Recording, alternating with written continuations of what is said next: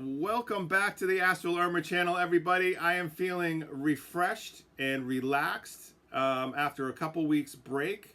And today I'm going to be continuing with the Disclosure Machine series. And today I'm going to be talking about Stephen Greer.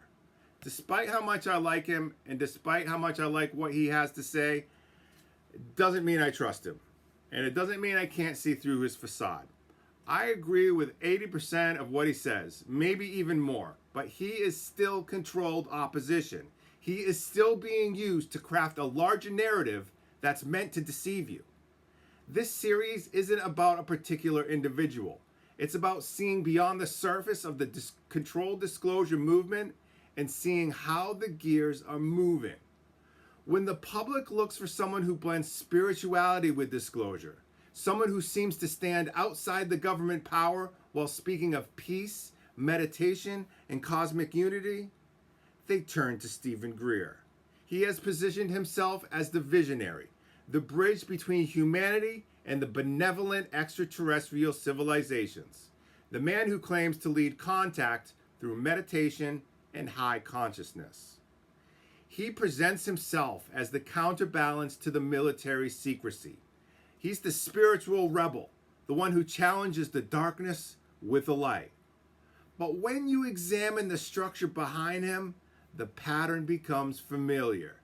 Greer is not an outsider. He is controlled opposition in the spiritual face of the same containment system. He has spent decades interacting with military personnel, intelligence insiders, aerospace engineers, and political figures.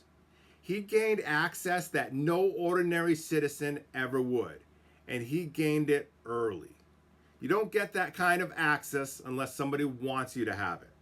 You don't build that kind of network by resisting the structure. You build it by serving a purpose within it. Greer's purpose is not to reveal the phenomenon. His purpose is to control the metaphysical interpretation of it. The version that tells people all extraterrestrials are peaceful, because acknowledging negative entities would collapse his entire system, his entire model. This is the central flaw in Greer's narrative. He imposes a belief system on a phenomenon rather than observing it. He filters the entire universe through a single emotional lens. And by doing so, he blinds his followers to the actual complexity of multidimensional contact. Greer's message is simple. There are no negative beings. All advanced civilizations are benevolent. Any fear-based interpretation is propaganda. Any threat narrative is manipulation. It's completely ridiculous. He tells people that negativity cannot exist on higher planes. He insists that no advanced race would ever harm humanity. But if you look at what's going on the earth right now, you know that's not true. Okay? So one side says they are dangerous. Greer says they are all peaceful. Both keep the public inside a duality mindset.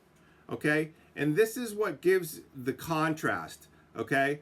That you have these whistleblowers saying, oh, they're negative. Then you have these whistleblowers saying, we don't know what they are. And then you have Greer saying they're all peaceful. It's all coordinated. It's all set up that way to keep you confused, to keep you not knowing, and to keep you in a dualistic mindset. This is something that the reptilians have imposed on us for thousands and thousands of years. Is keeping us within this mind-controlled, dualistic mindset. Never allowing us to see the complexity of the issue. Greer says that if extraterrestrials were hostile, they would have shut this whole thing down in a fraction of a second, which proves they must be peaceful. Obviously, if, negative extraterrestrials were using Earth as a farm and, to harvest the loosh from suffering, that they're not going to shut the whole thing down. It's their farm. They're not going to shut the farm off. Okay? So his argument only works from one direction. If you flip it, it breaks. If you say that if the extraterrestrials were truly loving and benevolent, they could also stop all the genocide and suffering in a fraction of a second. And if they were all positive, they would do that. But they do not. So the conclusion is not that they are peaceful or they are hostile. The real question is, are they emotionally invested? And the answer to that is no. They operate from a perspective outside the incarnation. And from that point of view, the Earth is a closed, immersive environment where contrast and intensity are part of the experience. This is where most people misunderstand the Federation. They don't see Earth the way incarnated minds see it. They don't feel the urgency or pain the way humans feel it. They observe an environment shaped by agreements that souls made before entering, and they treat it as a contained scenario rather than a crisis. What we call catastrophe, they call immersion. What we call injustice, they call experience. The mismatch between the outside perspective and the inside experience creates tension, and that tension becomes suffering. Greer does not always explain this well. He does though touch on important truths. He speaks about consciousness as non-local, which is correct. He speaks about the unity of mind and field, which is correct. He speaks about contact through meditation and lucid dreaming, and that part contains genuine value. The idea that transformation begins with us, not with extraterrestrials swooping in from the sky, is also correct. There are many things that he shares that help people understand that consciousness is the real technology. But there's a difference between spiritual truth and political truth, and this is where the contradictions begin. Greer insists that extraterrestrials will only intervene if humanity triggers nuclear war or planetary collapse. This sounds noble, but it makes no sense. If the Federation operated like that, those risks would never exist in the first place. Earth changes like magnetic shifts and biosphere fluctuations are constant. Okay? They are not special intervention triggers. So the part of the message that feels crafted, simplified, and aligned with an official disclosure script. Then there is the dead man's switch. Greer says that if anything ever happens to him, world-changing information will be released to trusted parties. But this creates a contradiction. If the information is real and important, why not release it now? Why hold it behind a dramatic metaphoric device? If the goal is disclosure, then disclosure should not depend on threats or theatrics. This raises questions about whether the switch is a real protection or a symbolic story to appear threatened without presenting actual classified material. There's also the strange fact that no one on his team has been harmed since 1997. Real whistleblowers who expose classified, programs and documents, they don't get documentaries, world tours, or decades of safety. They face consequences. They get silenced. The absence of any danger suggests that his message is permitted, even encouraged. This is where controlled opposition comes in. Not as an insult, but as a strategy. Okay? Controlled opposition does not mean someone is lying all the time.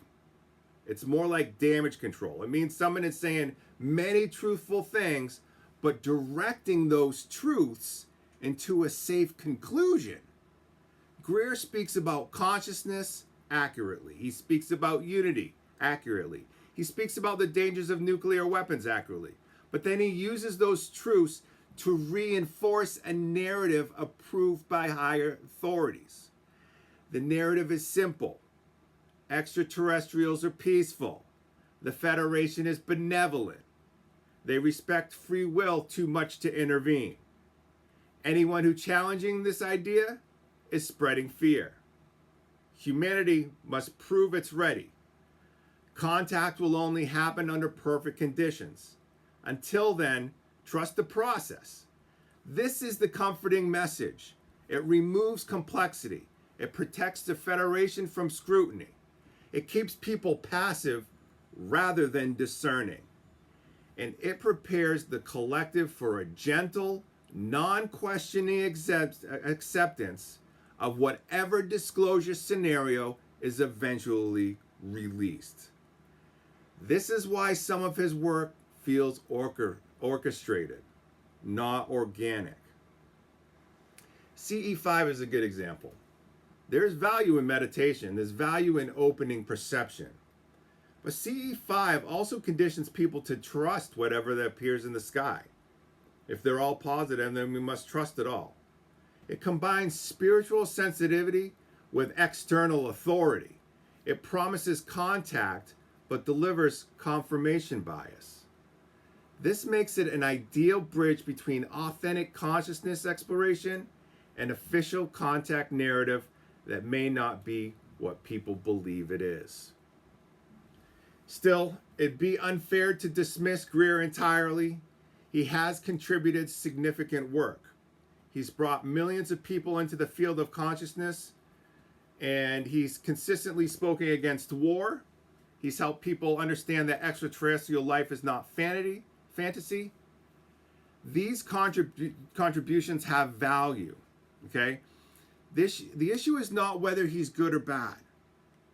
The issue is that his message combines truth with strategic framing. The parts that awaken people are real. The parts that nudge them toward a predetermined narrative are where control slips in. The balanced conclusion is this. Greer's intelligent. He's sincere in many areas. He teaches real metaphysical principles. His work fits neatly into the mainstream disclosure plan to be entirely organic. Okay? His work fits too neatly into the mainstream disclosure plan to be entirely organic. He does not challenge the Federation. He does not question the ethics of non-intervention. He does not examine the darker sides of extraterrestrial politics. And he consistently guides people towards a singular belief. Trust them. They are peaceful. They will not intervene. They are here to help when the time is right. This may be partially true, but is not the whole truth. And it is not the truth that the starseeds feel when they pierce through the narrative and look at the wider reality. The truth is more complex. The universe is more diverse. Extraterrestrials are not one unified choir. They are individuals with agendas, motives, strengths, and blind spots. And the Federation is not an absolute authority. And the Earth is not a simple school where everything is perfect behind the scenes. Greer points people towards consciousness. That's valuable. But consciousness also reveals the cracks in the narrative that he never addresses. All right. Thank you for joining me on this little trip in the disclosure machine to see how all the gears are moving. In this case, and how the Greers are moving. Thank you very much, and I'll see you in the next video.